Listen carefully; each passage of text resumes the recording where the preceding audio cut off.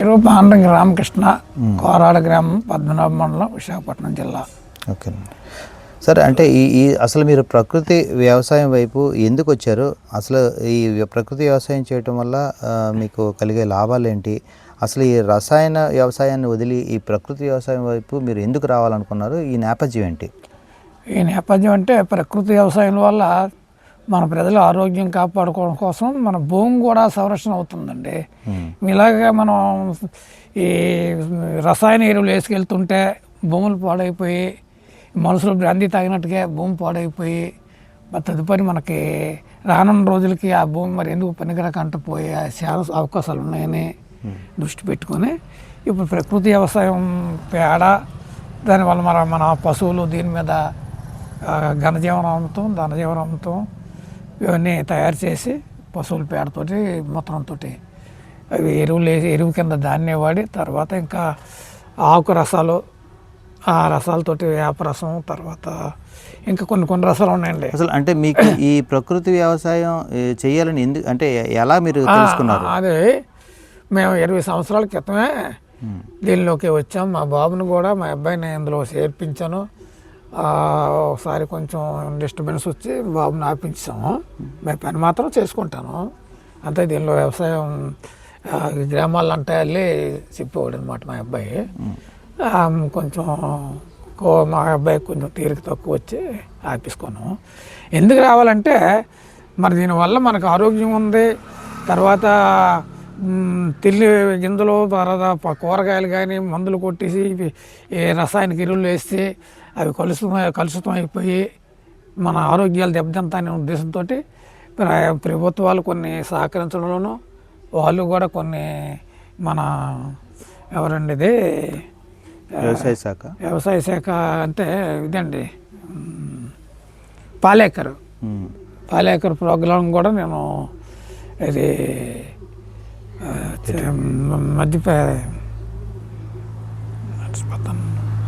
మహారాష్ట్ర పూణే జిల్లాలన్నీ మొత్తం మహారాష్ట్ర జిల్లాలన్నీ తిరిగామండి పాలేకర్ గారితో. అవన్నీ నేర్చుకొని అక్కడి నుంచి వాటిని పాటించి మరి కొందరికి మేము ఎక్స్ప్లెయిన్ చేసి ఇలా ఉంటే బాగుంటుందని మేము చెప్పి వాళ్ళ చేత చేయించడం, మేము చేయడం జరుగుతుందండి. తర్వాత మా అమ్మాయి ఈ ఫార్మింగ్ టెక్నిక్స్ ఏంటండి? అసలు ఏంటి, అసలు ఎలా చేస్తారు ఈ ఫార్మింగ్? దీని గురించి అంటే దీనికి ఏంటి రసాయనాల బదులుగా మీరు ఏం వాడతారు? అదే మరి ఇప్పుడు మా బాబు, మా మనవడు ఉన్నారు, ఇద్దరు మా మనవాళ్ళు, బాబు మనవడు అనమాట. వాళ్ళకి నాకంటే నాకు తెలిసిన ఆవు మూత్రం కొన్ని లీటర్లు, పేడ కొన్ని కేజీలు తీసుకొని దాని మీద శనగపిండి, బెల్లము కలిపి ఒక రకమైనటువంటి దాన్ని తయారు చేసి ఎండబెట్టి, అంతే ఎండలో ఎండకూడదు, నేల ఉండకూడదు, ఒక పరదా మీద ఎండబెట్టి నీడని రాజైతే అది ఘనజీవనామృతంతో తయారవుద్దండి. అది డిఏపి లెవెల్లో పనిచేస్తుందండి. అది ఒక తయారండి.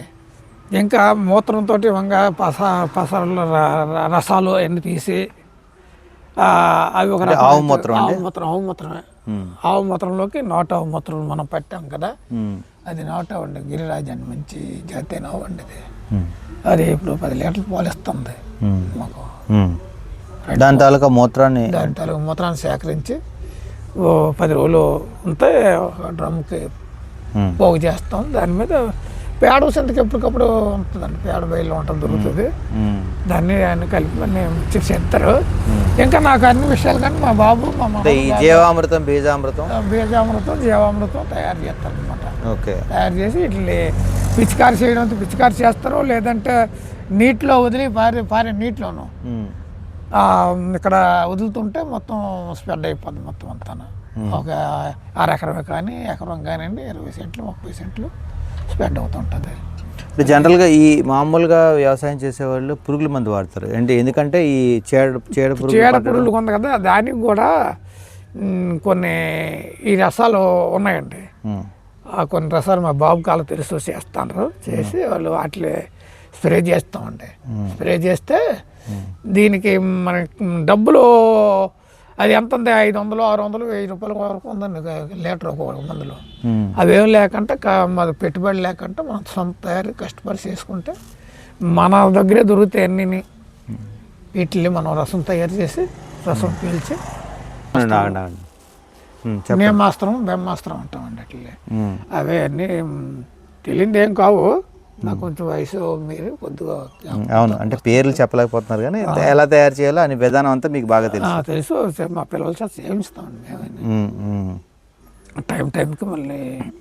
అంటే ఇప్పుడు ఈ రసాయన వ్యవసాయంతో పోలిస్తే ఇప్పుడు మీరు చేస్తున్న ప్రకృతి వ్యవసాయంలో మీరు పెట్టుబడి ఎంతవరకు మీకు ఎంత మేర తగ్గుతుంది అసలు? తగ్గుతుందండి, బాగానే తగ్గుతుంది. ఎందుకంటే ఇప్పుడు ఎరువులు ఏదైనా ఒక డిఏపి వస్తా కొంటే 1500 1600 అండి, యూరియా కొంటే 400 అండి. మార్కెట్ బయట మార్కెట్ అయితే గవర్నమెంట్ ఇస్తే 300కి ఇస్తుంది అనుకోండి, అది గవర్నమెంట్ ఎవడు మనం కొండం ఎప్పుడు అని చెప్పి రైతులు ఎక్కడో బయట మార్కెట్ కొని చేసేస్తారు. అది ఎక్కువ కాస్ట్ అయిపోతుంది. ఇది మన చేతిలో పనే. కాకపోతే బెల్లము, శనగపిండి కానీ ఉలవపిండి కానీ ఇప్పుడు 2-3 రకాల పిండిలు ఏదైనా వేసి వచ్చని చెప్పేసి అడ్రస్ ఇస్తున్నారు. వాటితో తయారైపోతుంది అన్నమాట. యూరియాకు బదులు డిఏకు బదులు ఈ ఎరువులు తయారు చేసుకుంటాను మనం. అంటే రసాయన వ్యవసాయం నుంచి ఈ వ్యవసాయానికి వచ్చినప్పుడు ప్రారంభంలో ఏమన్నా దిగుబడి అత్యంత తేడా ఉంటుందండి. దిగుబడి తేడా ఉంటే దానికి బదులు మరి ఇక్కడ మన పెట్టుబడి మిగులుతుందండి, అది అక్కడ అలా కవర్ అయిపోద్దండి. మనకి ఆరోగ్యమైన పంట, తర్వాత రేటు కలిసి వస్తుందండి. ఈ రేటు వేరే, ఆ రేటు వేరు. ఈ రేటుకి ఆ రేటుకి కేజీకి 10 రూపాయలు 12 రూపాయలు. ఇది 30 రూపాయలు అమ్మితే అది 50 రూపాయలు అమ్ముతుంది. ఒక వంకాయ అనుకోండి, ఇది 30 రూపాయలు, అది 50 రూపాయలు. ఒక బీరకాయ పండించామనుకోండి, అలాగే తేడా ఒక 20% తేడా ఉంటుంది. తేడా మీద అది కలిసి వస్తుంది కదా రేటు. ఇక్కడ దిగుబడి తక్కువేనన్నా. దిగుబడి అంటే మనం అంత జాగ్రత్త చేస్తే దిగుబడి కూడా పోదు. మనం అంత లెవెల్లో చేసుకోవాలి అన్నీ. అంటే ఇది నేచురల్ ఫార్మింగ్ కదండి, అంటే ప్రకృతి వ్యవసాయం కదా. అంటే ఈ కొనే వాళ్ళకి అంటే వినియోగదారులకి ఇది నేచురల్ ఫార్మింగ్ అని ఎలా తెలుస్తుంది? దాన్ని మీరు ఎలా మార్కెట్ చేస్తున్నారు? ఎలా మార్కెట్ చేస్తామంటే దానికి దీనికి తేడా ఉన్నదండి. దాని మనం చెప్పి కానీ వాళ్ళు నమ్మేరు. ఇంకా వాళ్ళు కొన్ని టెస్టులు చేసుకుంటారు, అది వేరే సంగతి అండి. తర్వాత ఇప్పుడు మనకి దీనికి దానికి ఒక కళ, దీని జిల వేరే అయిపోద్దండి. అంటే చూడగానే చెప్పుకోవచ్చు అండి ఇంచుమించు. తర్వాత అదే స్టాక్ ఉండదండి, ఇది నిలవ ఉంటుందండి. మనం ఎందుకంటే ఇది మంచి బలం మీద వచ్చి సరి పండుతుంది, సరిగా పరుగు పాకానికి వస్తాయండి. అవి ఏం చేస్తాయి అంటే నిగనిగలు ఆడుతాయి, మార్కెట్కి వెళ్ళేసరికి మాకు వాళ్ళు వేస్తాయండి. ఇప్పుడు మేమున్నాం, మీరు పౌడర్లు రాసుకొని ఎండలోకి వెళ్తే మీరు మొఖం. ఇప్పుడు నేలలో ఉన్నటువంటి కొన్ని మన భూమిని సంరక్షించుకునే క్రిములు ఉంటాయండి. అవి కొన్ని క్రిములు, వానపాములు కానీ ఇంకా రకరకాల క్రిములు ఉంటాయి. అవి మనకి భూమిని మేలు చేసి ఉన్నాయి, కీడు చేసి ఉన్నాయండి. అందులో ఈ మేలు చేసినటువంటి ఈ పురుగు జాతి ఎర్రలని, తర్వాత కొన్ని ఉంటాయండి, అవి డెవలప్ అవుతాయండి. ఈ మన పేడ ఈ ఎరువు వేస్తే దీనిలో ఉన్నటువంటి గుల్లపరిచి ఆ గుల్లలో ఇవి డెవలప్ అవడానికి అట్లా ఛాన్స్ ఉంది. అదే మందులు కొట్టేసామనుకోండి, ఇంకా ఎరువులు మన రసాయన ఎరువులు కొట్టామనుకోండి, వాటిని తట్టుకోలేక చచ్చిపోయి భూమికి లేనిపోయి దాంట్లో వల్ల మరో తెగులు వస్తుంటుంది అనమాట ఆ వ్యవసాయాలకి. ఆ వ్యవసాయాలకు ఇంకో తెగులు వస్తే ఇంకో మందు వేస్తాను, ఇంకో మందు వస్తే ఇంకో దానికి 2 ఇది వేస్తే ఏమి ఉండవు, సాఫ్గా ఉంటుంది. అంటే కొత్తగా ఈ ప్రకృతి వ్యవసాయంలోకి రావాలనుకున్న వాళ్ళకి మీరు ఏ సలహా ఇస్తారు? ఎందుకు ఇందులోకి రావాలని చెప్తారు? అదే కదా, ఇప్పుడు మేము చేస్తాను వ్యవసాయం, మా దగ్గరికి వస్తుంటారు, చూస్తుంటారు, మా రేట్లు, తర్వాత మా పంట, ఇది మనం చేసింది, ఇది విధానం చేస్తాను, మీరే చేస్తే మీకు ఈ రకం పండుతుంది, మీకు దిగుబడి వస్తుంది అని చెప్పి మేము ఎక్స్ప్లెయిన్ చేస్తాం. చేస్తే దాన్ని వాళ్ళు కూడా పాటించి ఒకరికొకరు అలాగే డెవలప్మెంట్ చేసుకుంటారండి. తర్వాత 4 రకాల వ్యవసాయాలు ఒకదానిలోనే 4 పంటలు పెడతామండి. అదిగోండి బంతి పూలు ఉన్నాయి, అంతర పంటలు అంటాం కదా. ఒకదానిలో 5-6 పంటలు వేసుకోవచ్చండి. అందులో కూరలు పెడతామండి, ఆకుకూరలు, బంతి పూలు ఉంటాయి, ఆకుకూరలు, పాలకూర, తోటకూర, కొత్తిమీర, ఇటువంటి వ్యవసాయాలన్నీ కల్తీ వ్యవసాయం, అరటి తోటలో ఓల్డ్ వ్యవసాయం పెడతామండి. అంటే ఒక అరటి తోటలోనే మిగతా వ్యవసాయం కూడా కొన్ని పెడతామండి. మొక్క ఇప్పుడు అరటి తోట పిల్ల వేసేటప్పుడు మంచి 4 రకాల పంటలు పెడతామండి. అది ఎదిగిస్తే కొంచెం నీడ వచ్చేస్తుంది కదా, అప్పుడు మళ్ళీ ఒక అరటి తోటగా ఉంటుంది. ఓకే. అంటే ఈ ప్రకృతి వ్యవసాయం భవిష్యత్తులో ఎలా ఉండబోతుంది? అంటే మొత్తం ఈ ఫార్మింగ్ అంతా కూడా ప్రకృతి వ్యవసాయం వైపు చూస్తుంది ఇప్పుడు. అంటే అది భవిష్యత్తులో పూర్తి స్థాయిలో ఇది జరుగుతుంది అంటారా? అక్కడికి వెళ్దాం. కొద్ది రోజులకి రాను ఒకరు చెప్పేదానికంట మనంతలో మనం కొన్నాళ్ళకి అందరూ కూడా దీని మీద మొగ్గు చూపే రోజులు వస్తాయి. కానీ కొంచెం వెయిట్ చేయాలా. మరి రాను జరుగుతుందండి, ఇది జరగకపోదు. అది ఇప్పుడు కొంచెం ప్రజల్ని మలుచుకోవడం కోసం చాలా పొరగలు పడవలసి వస్తుంది. కొన్ని బాధలు, కొన్ని ఎక్స్ప్లెయిన్ చేయడం, ఇలాంటి టీవీలు వచ్చి ఎక్స్ప్లెయిన్ చేస్తుంటే కొంచెం డెవలప్మెంట్ అవుతుంది. రాను గతం ముందు జరుగుతాయండి. అంటే ఈ ప్రకృతి వ్యవసాయం చేసేవారికి ప్రభుత్వం నుంచి ఏ విధమైన సహకారం ఉంది? మీకు ఇంకా ఎలాంటి సహకారం అందిస్తే బాగుంటుందని మీరు అనుకుంటున్నారు? ఇప్పుడైతే ప్రభుత్వం నుంచి ఏ సహకారం లేదండి. మీరు ఇలాగే వచ్చి చెప్పడం చేసినంత వరకు, కానీ ఒక డ్రమ్ములని, తర్వాత ఇవి రసాయన పసలు తీసే రుబ్బు మిషన్లు, గ్రైండర్లు, తర్వాత ఇటువంటివి కొన్ని ఏర్పాట్లు చేస్తే డ్రమ్ములు ఇంపార్టెంట్ అండి.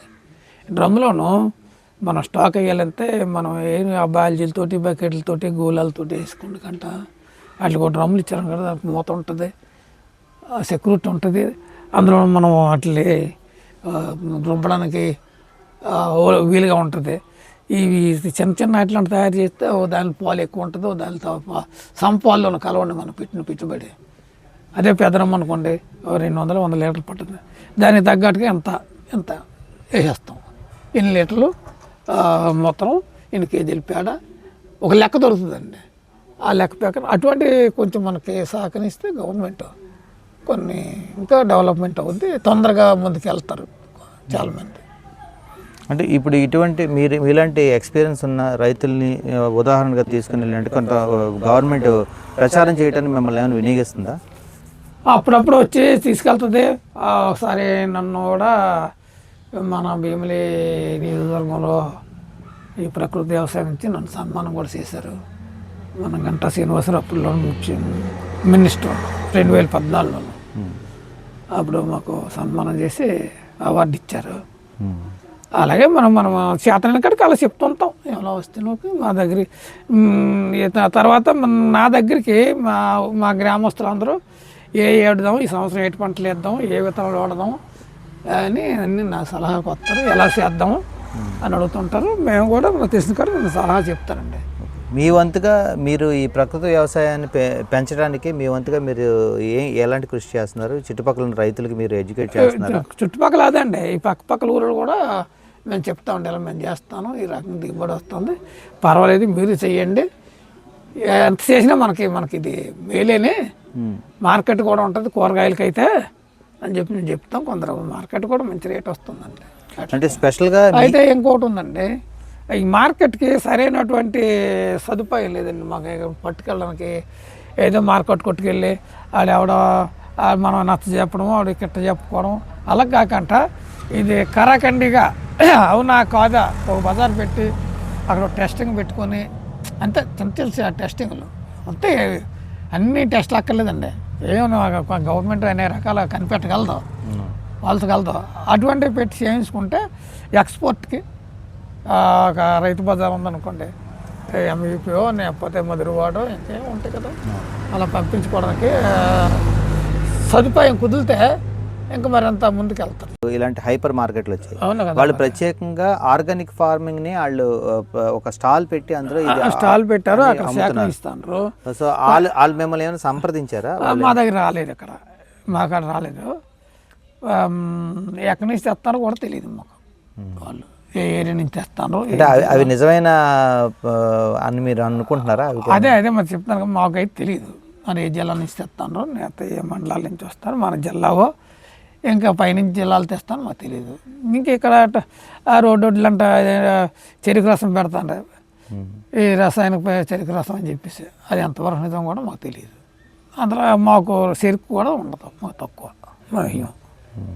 చూశారు కదా, రామకృష్ణ గారి మాటలో విన్నారు. ప్రకృతి వ్యవసాయం చేయడం వల్ల ఏ విధమైన లాభాలు ఉన్నాయి, అసలు భూసారం ఎలా పెరుగుతుంది, తక్కువ ఖర్చుతో రైతులు ఏ విధంగా ఈ పంటలు పండించవచ్చు, ఈ వ్యవసాయం చేయొచ్చు అనేది రామకృష్ణ గారి మాటలో విన్నాము. అలాగే రామకృష్ణ గారిని చూసి మరింత మంది రైతులు ఇన్స్పైర్ అయ్యి ఇదే వ్యవసాయంలోకి రావాలని మనం కోరుకుందాం.